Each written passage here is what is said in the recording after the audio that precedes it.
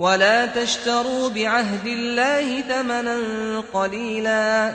إنما عند الله هو خير لكم إن كنتم تعلمون ما عندكم ينفد وما عند الله باق ما عندكم ينفد وما عند الله باق